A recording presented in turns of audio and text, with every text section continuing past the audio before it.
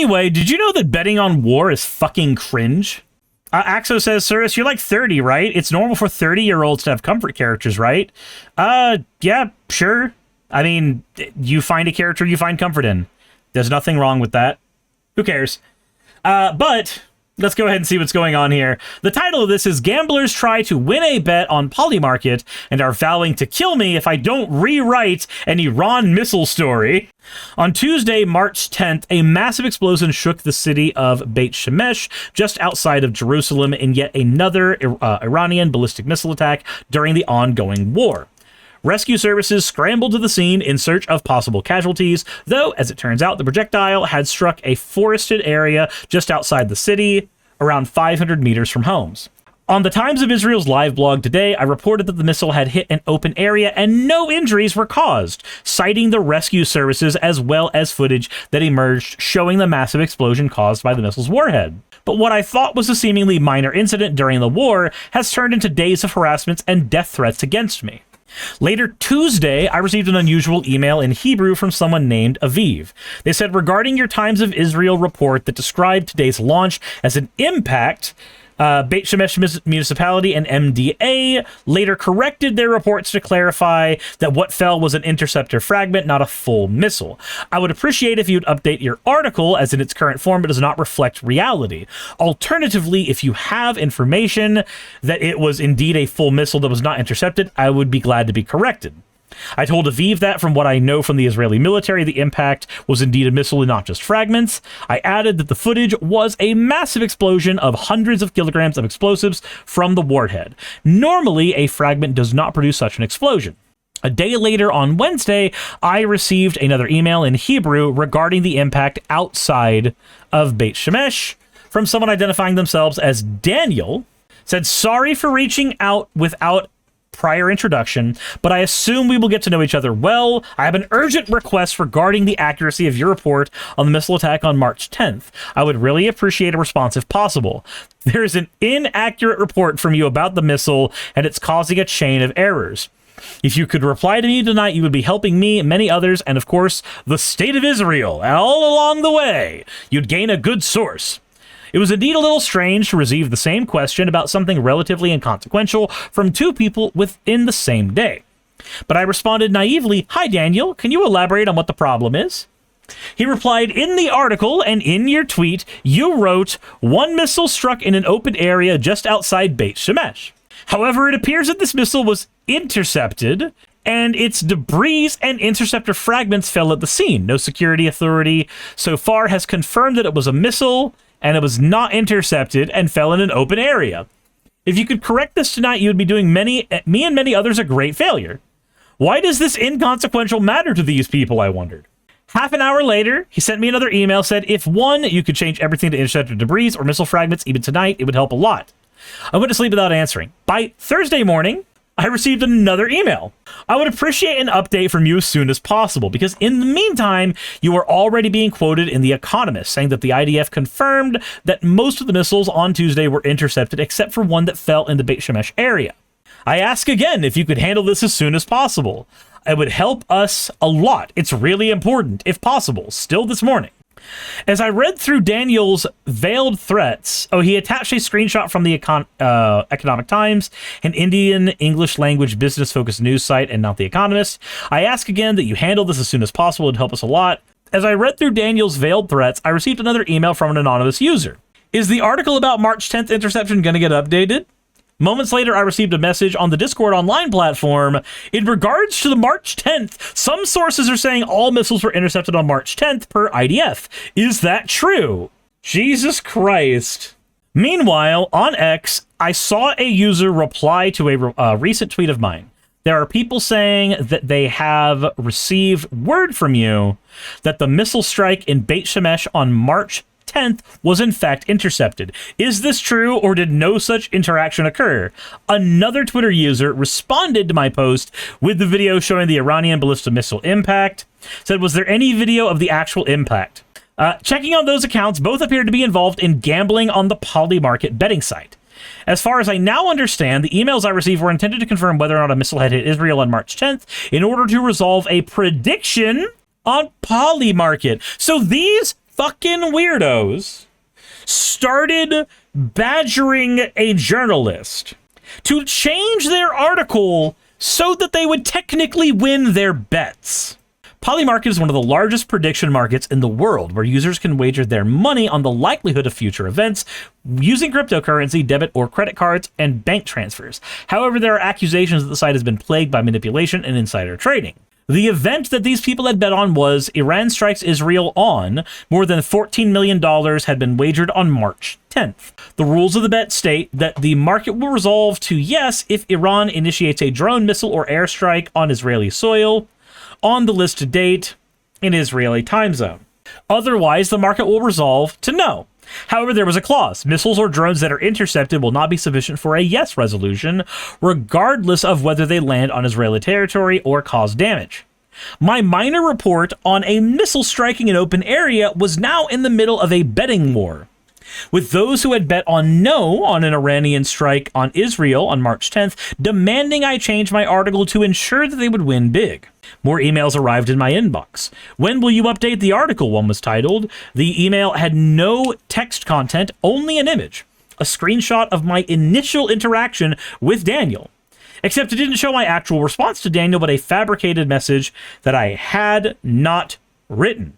Jesus fucking Christ. The response they gave him was him saying, "Hi, Daniel. Thank you for noticing. I checked with the IDF spokesperson, and it was indeed intercepted. I sent it now for editing. It will be fixed shortly." So these fuckers are doing everything in their power to lie to get their money.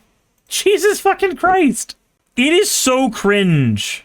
It is so absolutely cringe to bet on the lives of people getting extinguished. This is the kind of thing that you see in dystopian novels, but it's just happening in our backyards. Said this system was literally developed to optimize insider trading, right? Yep. It's a bunch of people who have the ability to bet real money on whether or not this absolutely atrocious shit will or will not happen. It is the most morbid shit ever. So speaking of, the new Running Man movie is out on streaming. It's just Running Man, but in real life, like, we do this shit. We actually do this shit. After a quiet weekend, things escalated further. Shortly after midnight, Saturday and Sunday, I started to receive threatening messages in Hebrew. "You have exactly half an hour to correct your attempt at influence," he wrote. "Despite the fact that you received countless inquiries, you insist on leaving it that way. If you do not correct this by 1 o'clock Israel time today, March 15th, you are bringing upon yourself damage you have never imagined you would suffer," he threatened in a very lengthy message. Haim also attempted to call me via WhatsApp multiple times during the night before sending me more message. "You have no idea how much you've put yourself at risk. Today is the most significant day of your career. You have two choices. Either believe that we have the capabilities, and after you make us lose $900,000, we will invest no less than that to finish you, or end this with money in your pocket and also earn back the life you had until now." After I didn't respond, as I was asleep, Haim sent me another series of messages. "You are choosing to go to war, knowing that you will lose your life as you've grown accustomed to it, for nothing." But it's not for nothing. It's for accuracy. It's attempting not to lie as a journalist. On Sunday morning, you have exactly a few hours left to fix your attempt at influencing the market. It would be stupid of you to ignore this. Haim also referred with specific details to my ostensible home neighborhood, my parents, and family. "If you decide to go with your ego and not with your head, you are leaving behind dozens of wealthy people from all over the world who will know that you performed market manipulation and stole from them. They know who you are, and you don't know who they are. It took them less than 5 minutes to find out exactly where you live, how often you see your lovely parents, and exactly who your brothers and sisters are." Jesus fucking Christ. It's Times of Israel, so I don't think that I don't think the FBI is going to help them. Hours later, more messages. "I am requesting a response from you in the next 10 minutes. We offered you to end this quietly with a profit in your pocket and everything disappears. But it seems you think you can stall for time." So, let me explain something here. If there is a group of people with a bunch of money bet on the fact that one outcome happens, and you manipulate the market in their favor, you just piss off the people on the other end of the market who are betting just as much money, who are all going to, do the same shit. We're entering a world where a journalist, simply for pointing out the details on the ground, can get their entire life ripped away from them. So, you know, having Mossad go and kill a bunch of crypto bros instead of killing Palestinians feels like a win-win scenario. Fucking hell. You're not wrong. You are not incorrect. If someone's not going to be happy, exactly. We will not give up sums of money like these. 1 minute remains. I then received a WhatsApp message from another number, someone posing as a lawyer called Vered. I ignored the message. They then called me through the person on the other end, sounded awfully like a young man, and not a middle-aged female lawyer. On the phone, the lawyer told me that they were contacted by a company in the United States to look into my supposed manipulation on Polymarket. It would have been manipulation if you had done what they wanted. Not the other way around. What the fuck? You have 90 minutes left to update the lie. If you do, you solve in a minute the most serious problem you have caused yourself in life, and you won't remember me anymore in a week. If you decide not to correct it and leave the lie intact, you will discover enemies who will be willing to pay anything to make your life miserable within the framework of the law. Within the framework of the law. Wait, within the framework of the law? Then why the fuck would I care? Why the fuck would I care? If we're in the framework of the law, then fuck it. Whatever. They're not going to kill you. They're not going to torture you. They're not going to be able to assault you. Like, what the fuck can they actually do that matters? Tell me the thing they could do in the situation that matters to me at all. Yeah, this is very normal behavior. People with money, very, very normal people. I hung up and contacted the police. So as far as I know, there are also some people who don't really care about the law, and you're going to make them lose about 50 times what you'll ever make. 87 minutes left. You are the only one responsible for your life.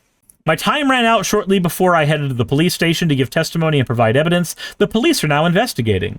In the early hours of Monday, I ran to a bomb shelter amid yet another Iranian missile attack. Haim sent me another series of messages. You will pay the full price for your irresponsible act. You have 9 more minutes to save your career, but not a stupid and disturbed child like you will take advantage of it. I wish you not to fall asleep tonight or any other night. In any case, it's not going to be easy for you in the coming months. The attempts by these gamblers to pressure me to change my reporting so that they would win their bet did not and will not succeed, but I do worry that other journalists may not be as ethical if they are promised some of the winnings. Jesus fucking Christ. A bunch of people who bet on the human lives of others and are so pissed when somebody spends their time trying to report what is actually happening on the ground. It's maddening. It's maddening. Sirs, you know perfectly well that the killing and torturing of people is well within the scope of the law as long as you're a Republican or billionaire. True, we do have people from Epstein Island who got cannibalized. You're right. You're right. So good on this person. I hope they remain safe and appreciate them sticking to their ethics. Yep. Like, God, this shit is wild. So Jet 50 says, this guy sounds like he read and misunderstood Fight Club too many times. That too. That too. Jesus. How pathetic do you have to be? Like, there's the people who make the NIFB theme songs, and then there's this, and they're both different shades of pathetic. It's sad.